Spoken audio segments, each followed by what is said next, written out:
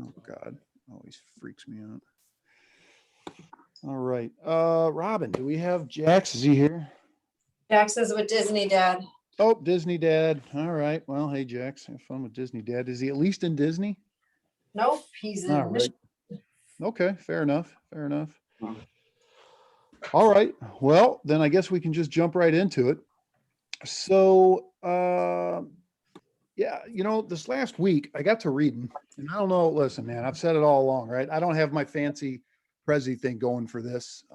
This is going to be kind of more old school back when we got into the conversations more. Look, I've always said this is not a class, right? All of what I do here is, I mean, I try to base it in fact, but it's opinion. And I got to reading this week about nullification. And as I'm reading this about nullification, it's like everything I read is just another light bulb that clicks and another light bulb that clicks. And I'm like, I I feel like I have been going the wrong way with us talking about trying to take back Congress through putting good reps in there. Now, I know we need good reps in Congress, but we've said it all along that Congress is just a Leviathan, right? It's going to eat itself. And anybody who goes in there ends up getting eaten and spit out the other side. So you think we're going to put in these great guys like Jonas Scholes, man. I hope Jonas Scholes is going to go in there and he's going to do what he says. He's going to be great. But after 2 years, I just can't believe that a 4-year-old kid is going to go in there and change Washington, right? I mean, maybe we get enough Jonas Scholes in there and things will start to change. We go and we file lawsuits, right? We file lawsuits, which is a branch of the federal government, and we expect them to do something for us. And it never works out. It never works out for us. And that leaves everybody sitting here. And you guys have said it yourselves, like, okay, so what can we do? Right? So what am I, Kathy? I think you said it last week, 2 weeks ago. What are we supposed to do? How are we supposed to stop this? And as I read about nullification, I feel like this is how we're supposed to stop it. Now, I don't know, has everybody here read up on it at all? Or are some of you guys like, I have no idea what this is? Brad, no idea? All right. All right. So I'm going to try to get through this. I don't know everything there is to know about nullification, but I know enough to get you excited about it so that you will get out there and start asking questions.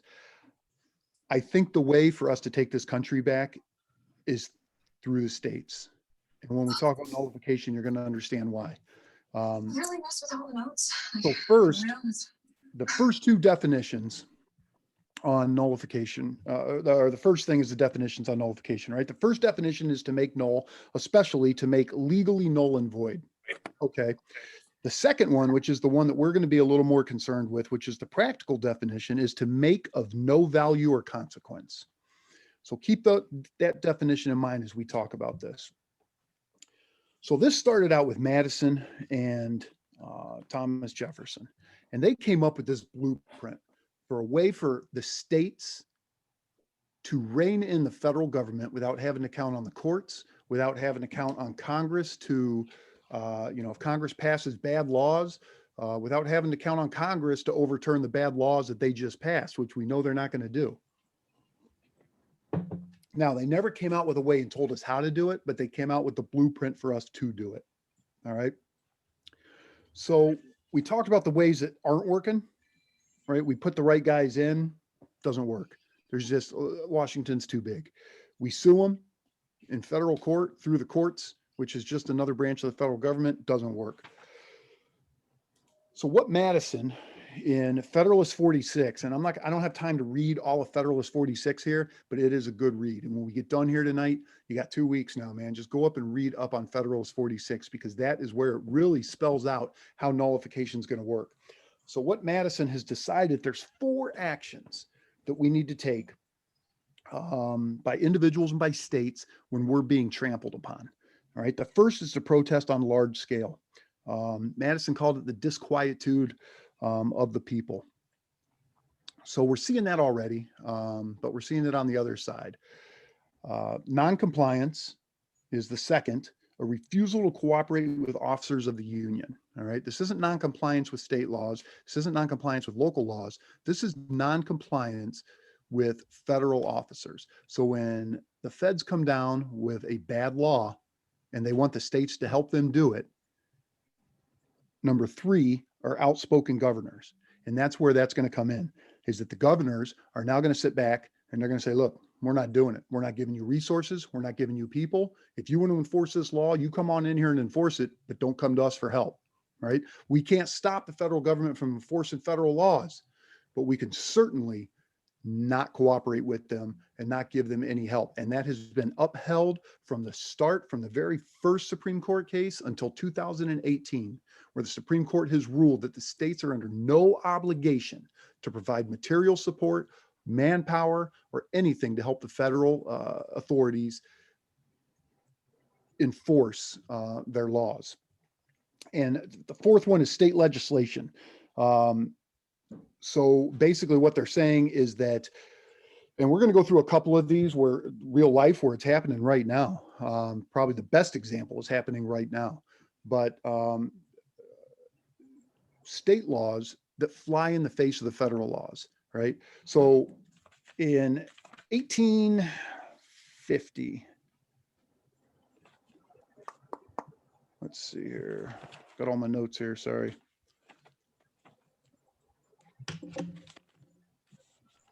No, we can just go in order, I guess. I'm trying to go ahead in my notes and I'm getting all confused, all my handwritten stuff here. So 1798, where am I? You know what? I'm going to skip all that. I'm going to go right to 1850. So in 1850, Millard Fillmore comes up with, and I can't find it here. Where are my notes? I'm freaking out now. You would think with 2 weeks to prepare, you'd be more You would think, right? But I'm jumping ahead. I have a whole lot of notes written here that I'm just going to ignore for right now. All right, so here we go. So 1850, Millard Fillmore passes or signs into law the Fugitive Slave Act, which was absolutely one of the most reprehensible laws to ever be passed in the United States. And what this says is that basically that any slave that escapes from the South can be caught and dragged back down without any due process at all. Now, so any slave, any African-American that was in the North could basically be dragged down there. They could have been born free, but it didn't matter. All it took was a slaveholder to show up down there and say that this was his slave. He had no due process at all, and they were going to drag him down there. Obviously, the North, we were all abolitionists up here. The North didn't believe in slavery. So what the North started to do is all of the states started to pass laws that flew directly in the face of the federal law, of the Fugitive Slave Act. States were passing laws that made it illegal for anybody to assist in the apprehension or the recovery of said slaves, or to help them take those slaves back down there. Now, the first state does it, and I think it was Vermont, if I'm not mistaken, was the first state to do it. And they didn't have a whole lot of teeth, right? Because the federal government had a lot of people, and the federal government was going in there into Vermont, even though Vermont had this thing, had this state law. They were saying, hey, look, you know, we're taking precedence here. They went in there and they were able to do that.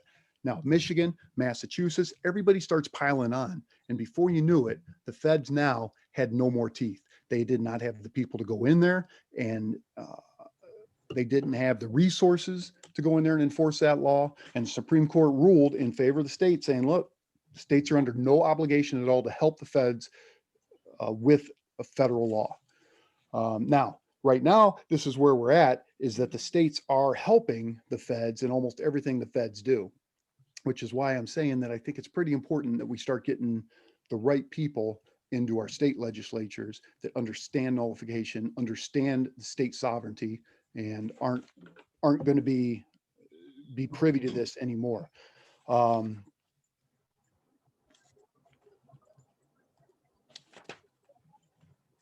That's quite the uphill battle, though. Well, it's not. It's not. And we're going to talk about that. You're seeing it play out right now. You're seeing it play out right now, and the states are winning. It's Jefferson was clear. I mean, and you'll see a lot of people when you talk about this, they're going to say, look, this was decided back in, I think it was 1863, South Carolina. South Carolina came up with this deal where they thought that nullification was supposed to go this way, that any state that objected to federal law, that law was then nullified. Right. And there was a little more to it, but even Jefferson came out and said, look, you can't do that. We can't have one state able to control the entire federal government. We'll lose the entire union. So people that want to argue against this take that out of context, and they're saying, hey, you know, he says right here that it's not going to work. But he was only talking about South Carolina, and he was only talking about South Carolina's attempt at redefining nullification, not what him and Madison had come up with. It was John Calhoun, who was one of the founders, trying to redefine what nullification should be. Calhoun actually had it, and I don't know if I necessarily disagree with all of it, but I mean, you can't have one state deciding that they just don't like what the federal government's going to do, so now the federal government can't do it. And then Calhoun had it to where if that state nullified the federal action, then the feds would have to go get 3/4 of the states on their side in order to overturn the nullification, which just doesn't make sense. Because a lot of the stuff that back then that South Carolina was opposing was constitutional. So we'll go over a few things through history here where nullification has worked, but does anybody know what the biggest one is right now? What's working? Think about it. You guys all know it as soon as I say it. DeSantis saying thumbing his nose. No, there's an actual issue. There's an issue right now where nullification, you are watching nullification play out. Mask mandates. Nope. Is it marijuana laws? It is marijuana law. That is absolutely 100% correct. So in 96, California's first state to pass medical marijuana, right? Clinton comes down, he says, look, this is still a federal law. We're going to enforce this federal law. We don't care what your state law says. We're going to come in there, we're going to do it. And they did. They came in, they started raiding dispensaries. They started shutting dispensaries down. But by the time they went out, maybe, I can't remember if it was him or it was, I think it was, yeah. Okay. So by the time Clinton goes out, even though they are hassling, they're coming in with all their federal agents, and California is not helping, right? California's saying, look, if you want to raid the dispensaries, you raid the dispensaries. We got nothing to do with that. We're going to stand back. They actually had mandates. They passed a law that said, look, nobody's enforcing marijuana law on our medical dispensaries. Now, by the time Clinton's out, 7 states had signed on, right? So now, instead of just being able to send all their federal agents to California to make a big show of force, now they got to spread out over 7 states. Now it's getting expensive. Now they got manpower issues. They've got logistical issues. We are now currently over 30 states that have passed some sort of either medical marijuana. Some states are recreational marijuana. And if you notice, the feds aren't raiding like they used to raid. Every now and then you'll hear about the feds coming in and they're raiding some big dispensary somewhere, but they're not raiding like they used to raid because they can't. The states are taking over. The states are basically telling them no. They're all passing laws saying it's going to be illegal in this state for our state officers to enforce marijuana law, especially for the states that are passing the recreational use. They're saying, look, we're not enforcing that in this state. If the feds want to come in and do it, the feds can come in and do it, but we're not going to do it here. And they don't. The feds will come in, and state law enforcement is backing right out. So because of that, they just don't have the manpower. They don't have the logistics. And before you know it, this is going to completely go away. Mark my words on it, man. I mean, the more states that pass it, I mean, Ohio even passed it. And I don't think Ohio's done. I think you're going to see recreation in Ohio here before too long. Do you think election reform is kind of along that line as well too? The, like, states like Yeah, Georgia and I think and you're that, seeing like that they're, play out also, right? How many states Yeah. now are coming out with their own state law to cover? Well, now see, the federal government they tried to come out with that, but it got blocked by Manchin. All right, Manchin was the only Democrat. They needed every Democrat to sign on to that. And I can't remember what they called it. They give it these crazy names like, oh, the American Patriot Savior Act or some crap, right? But that was all about changing the voter law, and changing the voter law to go back to what happened in 2020, right? They wanted more mail-in ballots. They wanted more drop boxes. They wanted, you guys all know, right? But you got states out there now that are passing their own laws, right? We've got, who's done it? Georgia, Arizona, I think. I think maybe like New York or Jersey or somebody up What New there, Jersey? They're Democrat. or New York. Definitely not New York. New York's pushing it. Oh, But yeah, so other states up there. there's a few states now that are doing it, right? So one state wouldn't be able to do it, but this is how nullification works. You get all the states to start getting together, and they start passing these laws and saying, look, we are not enforcing it. The federal government simply does not have the resources to send federal agents out countrywide to enforce these crazy mandates.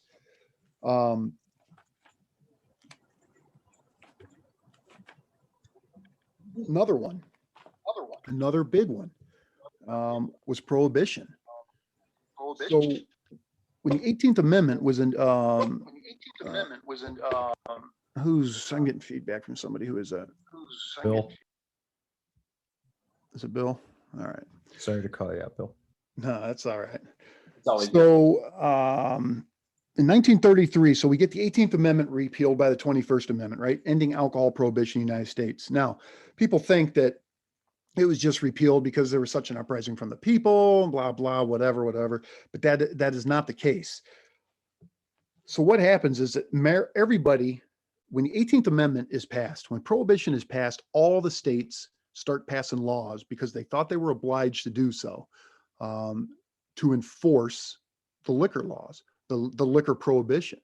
Maryland, however, steps back and says, look, we're not doing it. We're out, man. You guys, you all do your thing. We're not doing it. Well, the feds came in, obviously, like they always do, and they try to flex their muscle. But when it became apparent that Maryland wasn't going to face any real repercussions here, a lot of the other states jumped on board. I think New York was the second one to jump on board with them. And from there, it went, I can't remember. By 28 states had terminated all funding for alcohol prohibition enforcement. So there was zero funding in 28 states for these states to go and do it. And that left it to the federal government. And the federal government simply did not have the resources to do that. And it's just like with what's going on with marijuana now. So slowly, federal government starts backing out. 1927, there were, just before Prohibition, there were fewer than 15,000 legal bars in the United States, 15,000. By 27, there were 30,000 speakeasies in business and approximately 100,000 people brewing alcohol illegally at home, with zero enforcement from the states, with zero funding from the states to go and enforce that. So they were allowed to run rampant.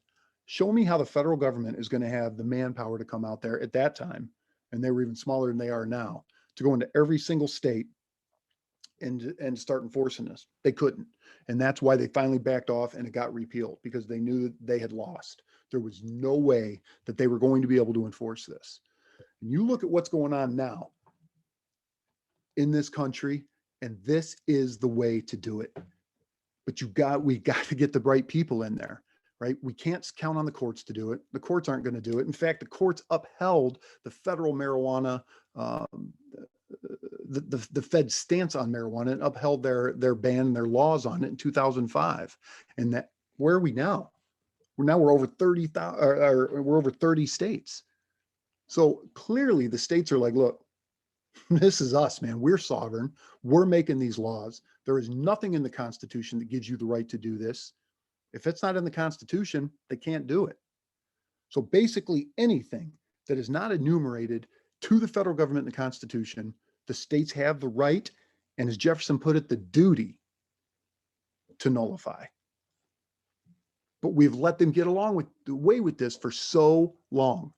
Think about everything. Education, right? Now, there's other things we're going to have to think about here, right? When we start nullifying education, when we start nullifying, things that carry price tags, right? When all of a sudden now federal government's like, no, you're not going to get any money. And this is what we talked about, I think last week, maybe in the post. I don't remember where we talked about it, or 2 weeks ago. 2 weeks ago. You're going to have to be ready to pick up the tab.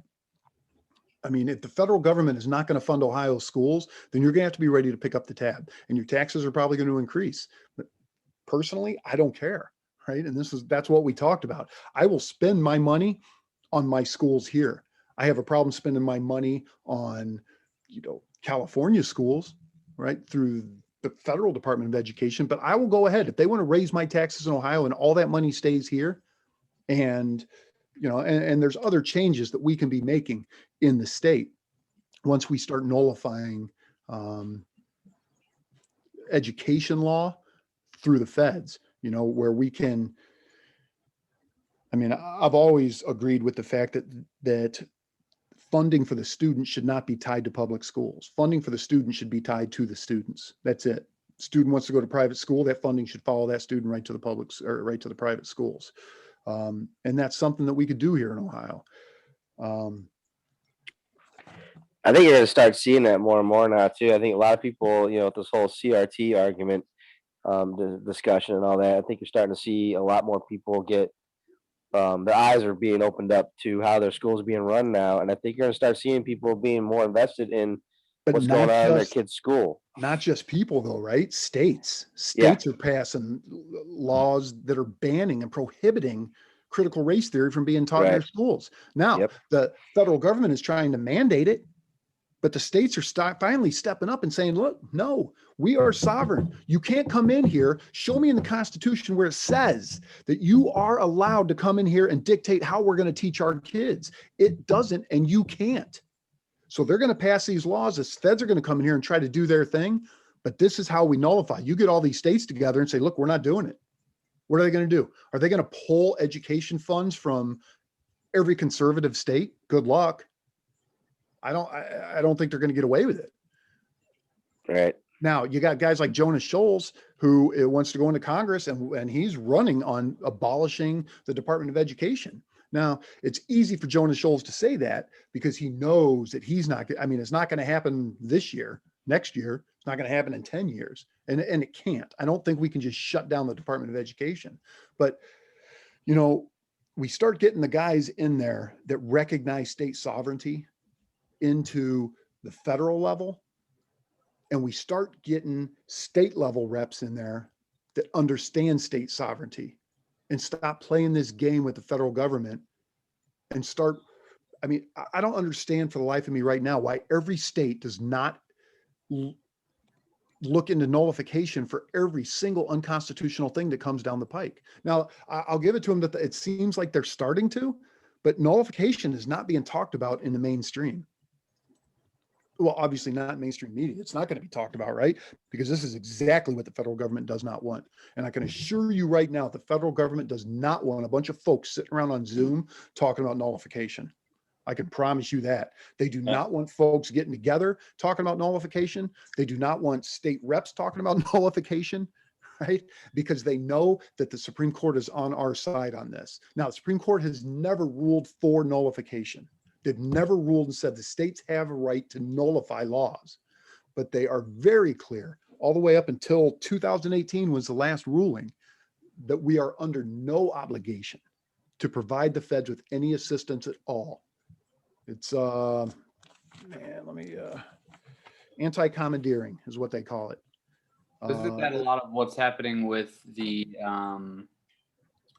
like immigration when somebody goes to jail and the law enforcement's not notifying ICE that they have a illegal immigrant in their jails because of governors mandating it essentially. Well, here's a little fun tidbit for you. You remember when we were talking Article 1, Section 8, right? What does that give Congress the right to do when it comes to that?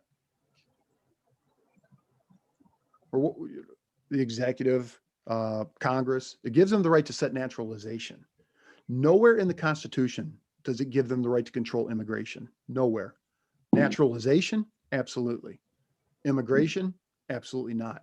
And you're going to see a lot of pushback from the states coming here soon as they're trying to, and you're already seeing pushback from the states when the federal government is coming in and saying, hey, take this plane load of Somalis and, you guys take care of them now. The feds are coming in telling North Dakota, hey, North Dakota, you need to worry about schooling all of these 100,000 immigrants that we're going to put in your state. You need to worry about healthcare for them. You need to worry about making sure they have jobs and putting them on welfare. And you're going to see states, and you're already seeing states that are pushing back, that are saying absolutely not. And I can't remember who I was listening to. I think it was Andrew Wilkow was on with, it was last week, and he was on with a governor or it might not have been a governor. It might've been a attorney general. And that attorney general said he's honestly looking at whether or not when the federal government drops off a plane load of immigrants in their state, whether they can put those immigrants right back on a bus and drop them off at 1600 Pennsylvania Avenue. We're going to drop them off right back in the district. You know what? We're not bringing them in. You're bringing them in. You take care of them. It's not that we necessarily are against immigration, right? But you're not going to bring all these illegal immigrants who haven't gone through the system and tell us that we have to pay for them, that we have to put them in our schools, that we got to take care of healthcare. Nope. You want them in here? Here, they're yours. Take care. I'll tell you right now, the first state that actually puts them on a bus, takes them over there, drops them off, and drives that bus away, that's the state I'm moving to, buddy. I'm moving there. Yeah, right. Well, my guess would probably be DeSantis. Or Texas. Christy Noem's kind of fallen out of favor, I see, with some of the conservatives now, because she appears to be too much talk and not enough action. Whereas DeSantis is just the opposite. Yeah, or Texas. Texas is getting pretty fed up with this whole thing. Yeah, so before I continue on, I mean, this is a discussion. So anybody got anything? Questions? I was Comments? reading some articles earlier, and apparently There the you go, Mike. nullification process hasn't been brought up anywhere near regularity in probably like the first 150 years. But like during the Obama administration, the Affordable Care Act was a hot topic with nullification and a couple other issues to start discussing nullification. Yeah, and honestly, it makes a lot of sense that the Supreme Court is upholding all their crap because it's a federal law and it's the federal Supreme Court that's going to uphold the federal law. Well, But- only if it's constitutional.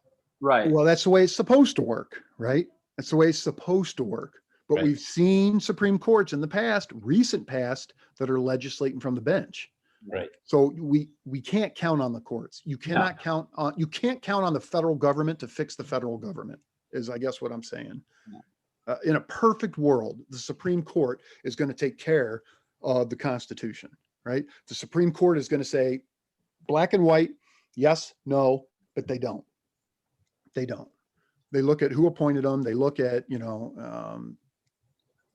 they look at their left leanings. They They're look at politicians. right lean. They are. I mean, although they don't have to be, I mean, they're shouldn't be. appointed. Well, They they're shouldn't be. appointed for life. I mean, I understand playing the game to get appointed, but once you're there, it's all supposed to be about the Constitution, and it's not supposed to be about,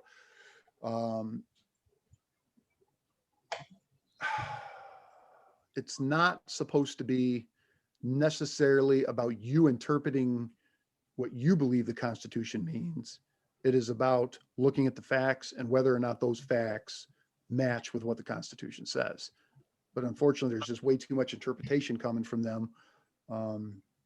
Like with the gay, I always go back to it, but like with gay marriage, that was the biggest one in the last few years with gay marriage. Whether you support gay marriage, you don't support gay marriage, the Supreme Court had no right to put that mandate over every state in the union.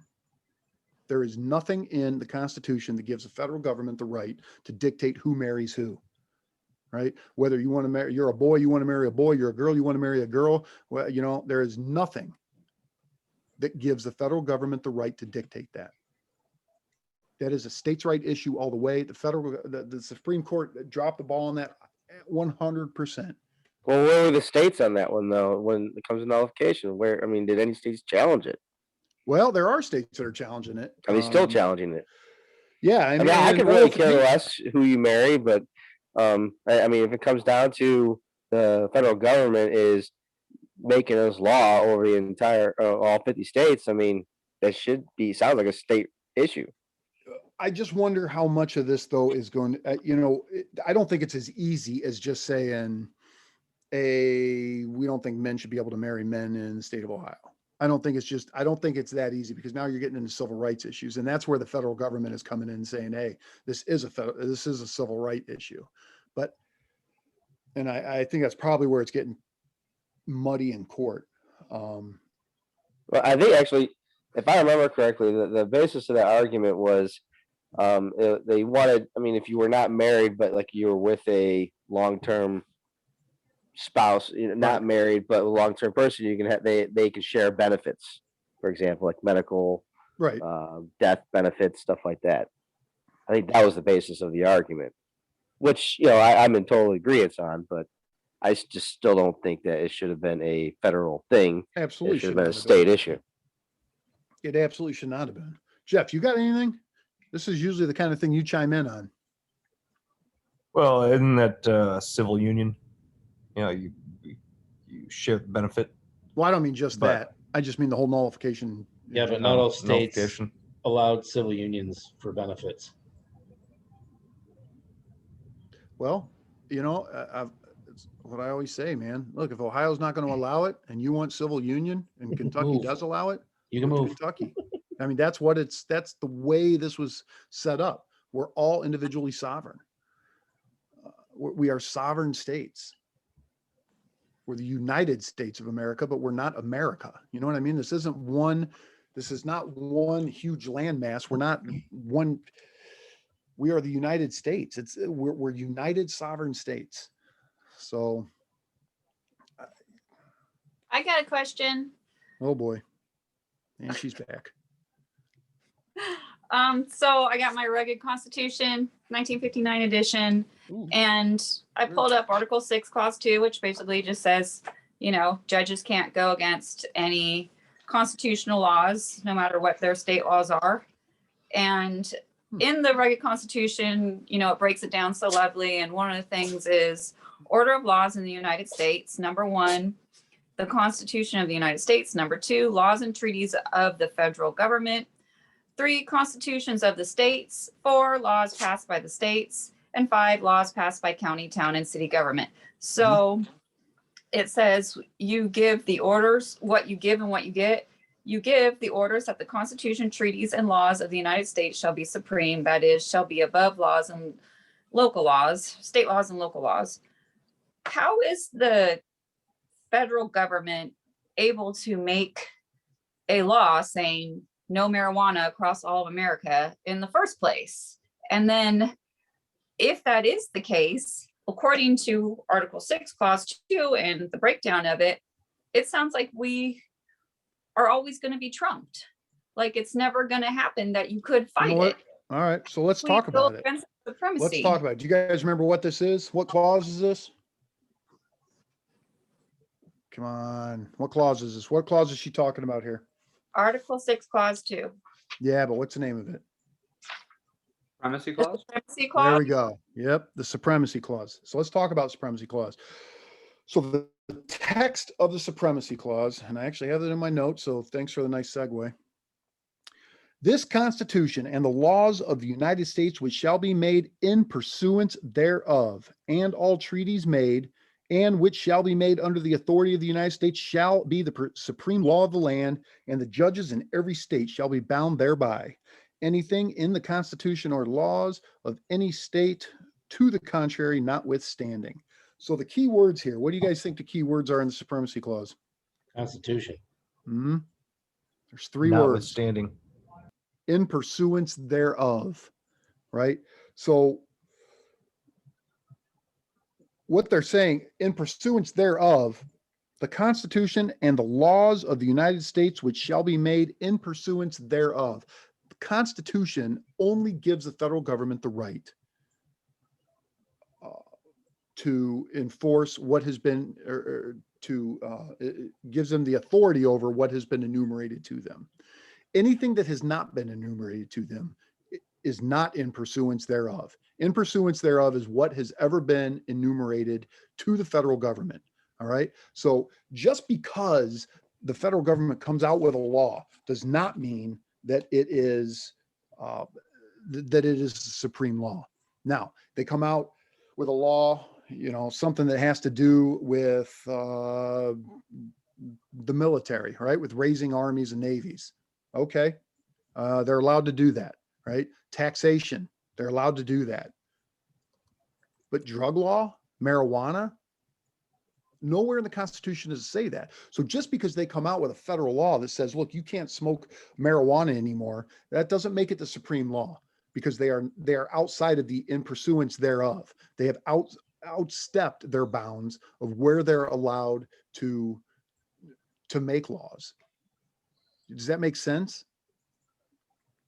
Just the fact that they come up, because now at that point, what's stopping them from saying whatever they want to say, right? If anything the federal government comes up with is the supreme law of the land, what's going to stop them now from coming out and saying, hey, look, you have to buy cars from China? Oh, that's the law. Shit. Okay, the federal government says it. Or they could say, hey, it's illegal to wear a Quicksilver t-shirt on social media. Well, let me tell you something. Ella bought this for me in Florida last time we went. So what's up? I'm just using that as an example. No. You know what? I'm sorry, Mike. We're going to have to ask you to leave. Bye. Okay. Tell Mike bye again. Is that from the Ron John Surf Shop? Hey, did No, Leah drop off? Yes, what she she did. was She supposed to? did. Okay. I'll show everybody at the post. It's awesome. But anyway, so Danielle, does that make sense? In pursuance thereof are the three biggest words in the supremacy clause. So it's not, we might get trumped initially, right? When they come out with the marijuana law like they did, but look where we are now. We got 30 states now that are turning against the federal government saying, we're done with this. We're done with you. We're not listening. You know what? You're just a big bad wolf now. And we're all in our brick houses. You can huff and you can puff all you want, but we know you don't have the resources to take care of this. Good luck. So I'm quite surprised all 50 states haven't gone with that anyway. Oh, they will soon enough.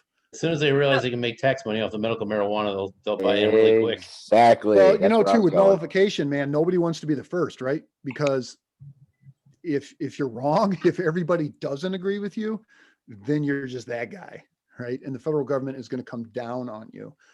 So it's a big gamble, right? California did it. They were the first state. I don't think California ever really gets two shits when anybody thinks about them, but they were the first state to do it, and now they got 30 states with them. So it turns out that California is not the zero in that case. In that instance, they're the heroes. It sounds like nullification wins by brute force. Like, okay, maybe they got something on us with these constitutional things, but if a majority of the states say no, it's like a sports team where 30 of the 40 players aren't going to show up or whatever it is, and now we just can't play anymore and the other team is going to win. Like, it's just another game to me. I don't know that it's quite that simple. Well, if all the states are saying we're leaning towards marijuana laws, allowing marijuana, then I think it is that simple. Just by number. I think it is that simple, except the states win, right? So one of the examples I saw when I was reading through all this stuff was, if you want to put it into easier terms, so when you're doing your dishes, right? You're doing your dishes and you got one other person and they're helping you do the dishes. Well, you get through them pretty quick, right? One's washing, one's drying, you get through them pretty quick. If that other person decides, look, I'm not doing the dishes anymore, and they walk away, look, you're probably going to be able to get through the dishes still, right? It's just going to take you a little longer. It's going to be a pain in the ass, but you're going to be able to get through it. Now, you're moving a couch upstairs. All right. Both of you, federal government and the states, they're moving that couch together and they get right up the stairs. No problem. But now all of a sudden the states say, you know what? We're not moving this couch anymore. Okay, no, maybe the federal government can go ahead and they can muscle that couch up the stairs and they can muscle that couch into the living room and muscle that couch over to where it goes, but they're probably not going to want to do it anymore, right? They don't have the manpower to do it. They don't have the time to do it. And that's what nullification is. So once half of the participating parties goes away, then that is how it works. The federal government needs us to enforce their law a lot more than we need them. They need help from the states. They need help from the states to enforce it. They need district attorneys to prosecute these federal laws, to bring them to the federal level. And once the states all say, look, we're not doing it anymore, you're going to do all the heavy lifting, we're out.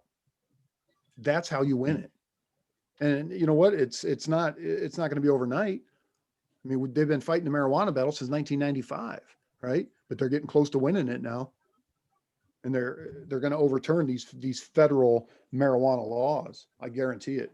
In our lifetime, marijuana is federally going to be legal. They're going to drop Wait, it. did you just mansplain me? Well, I just think I think you were on the right. I did. I think I did. But personally, I think you were on the right course. But I think you were just. I Sports just is think an analogy, and I don't know anything about sports, so that's where I messed up. but that's absolutely right. I think if half the team goes away, right, you're not going to finish the game. You're not going to be able to play. You're not going to be able to play. So, let me see here. What am I missing? I think that's it. Anybody who's got stuff? I had a quick question going back to you were talking about prohibition. Real briefly, what was the reason behind prohibition? I don't know the answer to that. I thought it Alcoholism was causing always- Basically, problems with yeah, families. Yeah, it was Right. morality, right? That all it was? Yeah, Yeah, that's what I thought. It was all a morality issue back in the day. Wow. That's- yeah. And it Pretty was, much I mean, prohibition. Intoxication. Prohibition wants to was live with a prohibition drunk. 2.0. The first one was temperance, and basically the alcohol quality was crap. And people were drinking, like with absinthe, people were drinking really strong amounts, high potency alcohol by the pint, and it wasn't regulated, and it was full of toxins, and it was making people get drunk and violent and not take care of their families. And so we had people like Carrie Nations and the temperance movement in the Victorian era say like families are being destroyed, and it didn't mean that they were opposed to alcohol. It meant that people were literally unable to drink that kind of crappy liquor in bulk and support their family, and they were ruining lives. So it ended up being the same thing in Prohibition era, where they just revived the temperance movement of the 1800s. Very good explanation. the federal law. Boom. So what's up? Did you just woman-splain us? Did you just woman-splain us? Yeah. Well, all right then. See, we're not talking about sports analogies, so she's right on target now. She's back. Talk about booze here. I'm just going to digress for 1 second. If y'all have not checked out, judge me. I don't care. You know what? I got big shoulders. I don't care. Judge me all you want. Jeff, go ahead and say your little snarky comments. I don't care. Coors has a seltzer out there now that is orange. Listen, orange cream pop. Oh my God. Listen, I am telling you right now that if you guys, Renee, last night, 2 nights ago, I don't know, 5 of them. Is it like an orange and white twist from Dairy Grove?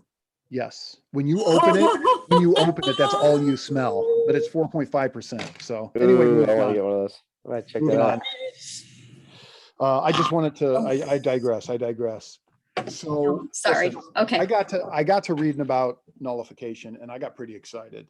And I just wanted to get this out there to everybody so that you guys can start reading about it, because it is absolutely, I think, amazing. And I think that if we can get the states on board with now viewing every action that comes out of the federal government under a nullification lens, I just don't know how we don't take this country back. Once we start putting the federal government in their place and saying, nope, we're not doing it. Nope. I mean, it is literally that easy. it's an incredible tool, and I don't know why. I mean, I guess I do understand why it's not being used. You know, the federal 99% of the government- So- population doesn't realize it can happen. Well, right. And the ones that do are playing the federal government's game. So Um, here's a really interesting, I don't know if it's a little tidbit that I worry how that's going to work with nullification. So did anybody hear about California's latest laws about restricting travel to states that have laws against restricting LGBTQ rights? And they cannot, anybody who's funded by the state or travel cannot travel to this list of states, and it's growing because more and more states are saying, you know, we're not going to let, most of it is about the trans athletes. but wait, who are they restricting? The government? They're restricting any government Official. employees from traveling and spending taxpayer dollars, basically, you know, state funds on travel to these states. So if you think about it, if some states start bucking against the system, and so California is pushing their LGBTQ agenda by saying we're not going to let, you know, our people travel to those states with the government funds. I'm really curious if that will end up causing some kind of domino effect as some states start pushing back and nullifying some federal laws that some of the other states feel are, you know, should be enforced. And I just worry about this, you know, interstate commerce and things like that, how that might end up being affected. You know, I don't know if I'm making sense. No, Does you anybody- are. I'm just trying to take it all in. I haven't read up on that. I have not. Yeah, You know, part of me says good for them. Okay. So Right. let California run California how they feel it needs to be run. Now I think there are probably interstate commerce issues there. The So federal basically, you're government- saying somebody from California couldn't, like a government employee of California couldn't travel to Florida for whatever they wanted to go to Florida for. well, on the taxpayer dime. on the taxpayer dollar. So no conferences, no, Right. you know, unless it was a contract that was put in place before the law, or if it was to enforce state law.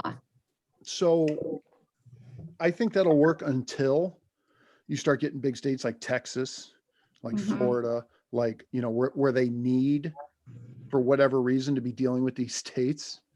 I mean, I don't Yeah. understand how they can not deal with Texas, not deal with Florida, not deal with, No, that's, and it was, they were banning travel to those states that a lot of them, like I said, it was against the trans athletes or transgender athletes that they didn't want to allow well, and that's another one. you know, biological versus, so that's another one that's coming up. States are putting It this is, out there right. saying, hey, we do not want these biological males to be competing with biological females. It's not fair. And so they're putting in place these laws, and that's what California is bucking against. So I I'm don't just quite wondering- understand what the reason on that though, on banning the travel. What's the reasoning behind Well, that? Because they're not California doesn't supporting want to spend California money in states that don't support LGBTQ. Yep. Basically is what I'm The gathering. reason is that Hmm. they're grandstanding Okay. and that ultimately commerce is going to win. They're going to go with the money, and they're just grandstanding right now to show their point. Money right. talks and bullshit walks. I know, but I'm looking at our big New York and California, where we've got a lot of money there that gets spent, and I'm thinking, like, you know, I don't know if there are any state employees that would need to travel for. Yeah, but how much government money is really being spent though? I don't know. I don't know. In other states, you know, I don't, Well, I mean, I'm technically a government employee, so our money does get spent in Alabama and Florida and any conferences I go to in Indiana. So I'm not sure. I really don't, because now you're talking school districts are all state government funded. there are a lot of organizations that you don't expect that might be impacted by that. I'm just really curious how that's gonna play out. I don't know. If you find a link on it, I'd be interested to see. Yeah, I'll post it in the Constitution page. I'll try to find the article on it. But yeah, I was like, ooh, this seems like it's, all these states are starting to do a nullification type action by coming up with their laws. And then now you've got another state that's going, oh no, well, we're gonna, not support you and not allow our people to travel, our state funded people to travel and spend our state money in your state. So I just, yeah, I see this getting bigger. I'm curious how big it's going to get. So. Well, I Only don't gonna know get what bigger when it affects tourism. Mm-hmm. I don't know what made me Probably. start looking into nullification. I think I was at the 10th Amendment Center and I think I just stumbled upon it. But when you start reading up on it and you start seeing how many cases are truly about nullification, it appears to be gaining a little bit of traction in especially conservative states that just aren't going to take this crap anymore. That are, I don't think anybody's saying that trans athletes shouldn't be allowed to compete in sports, right? But whether Just or not not they should Olympic be able sports. to compete in sports, look, so, Not Olympic sports. well, but whether they should be able to compete in, you've got that hurdler, right? What's his name or her name now? I guess CC, whatever it is, where she was ranked, what was like, I don't know, 400th or something in the country as a man. She transitions into a woman and now she's number one, because she beat all the girls in hurdles, right? Same thing with this weightlifter. This weightlifter is going to shatter every single record that has ever been made by a woman, because for 35 years, he was a man. And now he's going to be allowed to compete against women. And you know what? I don't have any problem at all with states that are saying, look, you're not doing it here. Now, nobody's saying they shouldn't be able to compete. Maybe we have a transgender, we have male, female, and a transgender category, right? All transgender can go in there and they can compete against each other. But to be able to put a biological male competing against biological females. Now, here's a question. If they do come up with a transgender Olympics, are they going to bitch when a man who used to be, or a woman who used to be a man is going to beat all of the women that are now men? Well, I don't know, but no, my guess is that nobody says anything then at that point, right? I mean, but to Renee's point though, I hope these states stand strong, man, because that is a states' right issue. It absolutely is.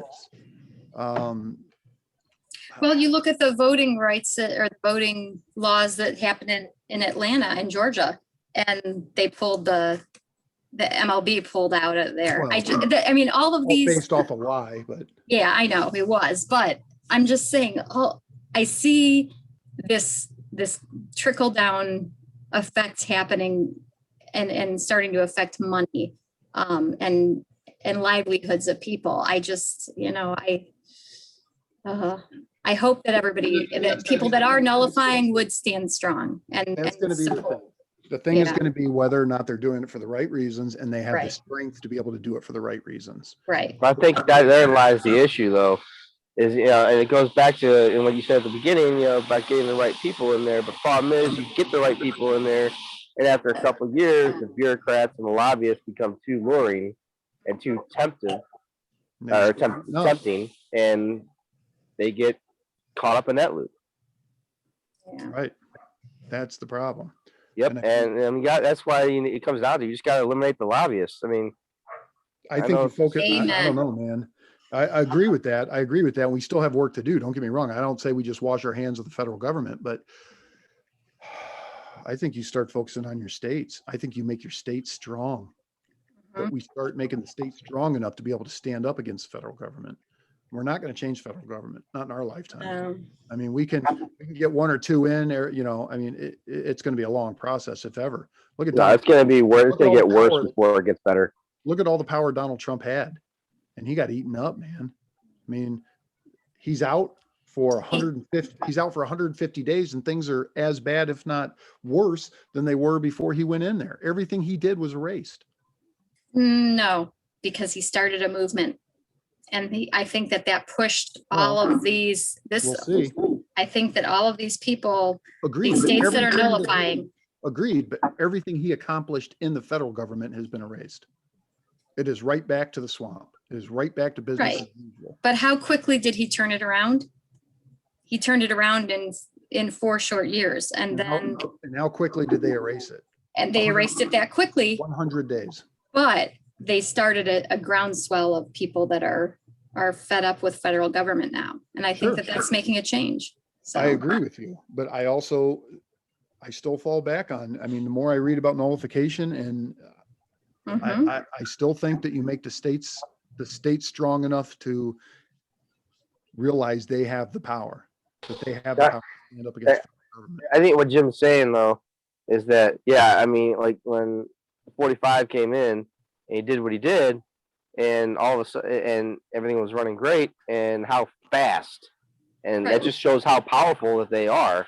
How Yes. fast they said, "Screw you, we're going back to the way it Mhm. was." Right. And so, I mean, what's to say it's going to happen again? You have somebody else comes in, tries to do the same thing, but they're so powerful that they'll just do the same damn thing.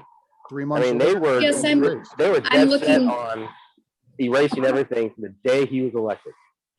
They were, and I guess that's why I'm trying to look like big picture. I mean, yes, it's gonna like a back and forth for 4 years, and now in the last 150 days or whatever, it's flipped everything back. But it has started a snowball effect on the conservative side. I think that's going to start changing. And we wouldn't be talking about nullification today. We wouldn't be. We wouldn't have all these states starting to push against the federal government at the rate we're seeing it if people weren't starting to get fed up. I think it was a catalyst. He Now, the one thing definitely I did moved forget, things. one thing Trying I to be an did forget optimist, to- I get it, and I salute you for that. I am. One thing I forgot to touch on though is, and it's pretty important, and it's important because he said it numerous times, and both of them said it. Jefferson and Madison both said it, but they are both big on basically using the lowest amount of, these are my words, not theirs, lowest amount of force needed to affect that change. Okay, now what they're saying is that. And I think part of the reason why they never came out with actual, this is how you nullify, because every single instance is going to be different, right? And you have to take each one based on its own merits. Now, they did say, and Madison did say, that if you're not getting satisfaction, that you nullify by any means necessary, basically. If it were to go and to get worse, and to get, I need to tread lightly here, but if we have the right to defend ourselves against an overreaching government, right? We all know that, but that's not where we start. We start with the lowest amount of force we need, and we go up from there. Just like police work, right? We don't start by shooting somebody. We start by talking to them. Same thing. I mean, if your neighbor's dog is barking, you're not going to go over there and shoot the dog just because he's barking, right? We're going to start by talking to the neighbors. So it's the same thing. We're not going to, don't think nullification is the magic bullet and we're just going to, start all of a sudden anything the federal government says that now the states are going to come out and No. shoot muskets. But what are we laughing? Is there something in the chat? No, I was just saying, no, we're not going to do that. We're not going to just go Yeah. No, definitely. storm the Capitol. Well, and that's, Sorry. or what did Salil accuse us of? Being insurrection? Or no, Seditionists. Yeah. Seditious. Jim Larkin from Ohio Senate. Okay, no, Brad, no. No, at least not Senate. We'll see. Yeah, so anyway, that's it, man. And I think that, you guys really need to read up on nullification for sure. This is going to be a powerful tool coming up. I believe it. And I hope that 5 years from now, you guys look back and you say, oh man, I remember when Jim said, you know, I hope this isn't just some pipe dream I have, or that I'm misreading this, or I'm reading into it too much. But we're seeing it play out now. We're seeing it play out with election law. We're seeing it play out with the transgender in the sports. We're seeing it play out with marijuana. It works. It works. It doesn't work overnight like anything, but it works. And I just don't think the courts are going to be the way to handle it. I don't think getting our guys in there are going to be the way to handle it. Don't get me wrong. We still need to get our guys in there in the Congress. We need guys that understand the Constitution, understand state sovereignty. But you're not going to fix federal government that way. So, I mean, neutering them is probably the best way to go. You know, we'll let them be their own Leviathan out there where they're eating everything, anything that comes their way, but we'll take their teeth away from them. Right. We're not going to support them anymore on their unconstitutional things. We're not going to give them material support so that they can enforce unconstitutional laws. If it's not in the Constitution, they don't get to do it, period. So I guess maybe I'm going to change my focus a little bit. You know, I still support Jonah for sure. And that's the other thing. Well, we can talk about this in the post. I don't want to talk about it here. I got something. Oh boy. I've never read the state's constitutions, and I was curious if you know if any of them vary dramatically from the federal constitution, and if so, it might be fun, like to do one of our weeks on like the different states' constitutions and how they vary and some of the notable differences. I'm not opposed to that, but that is a lot of work, man. I mean, that is 50 constitutions that I'd have to go through. Yeah, I want so to I do guess so I people don't would have to, like, you would have to look at your state and bring up what might be different and send it to me. And I could get Brad to do Texas and Kathy to do Florida. And then I could just compile it all into one thing and we could do a week on that. That would be a lot for me to do, but I don't think there is anything that is crazy out there though. Most of the states mirror the federal constitutions. And actually a lot of the federal constitution came from the states. There were already states that were, that had a lot of these provisions that are in our federal constitution, you know, so they took them from the states. So most of the states are just about in line, I think. I mean, I don't know, maybe Alaska's nuts.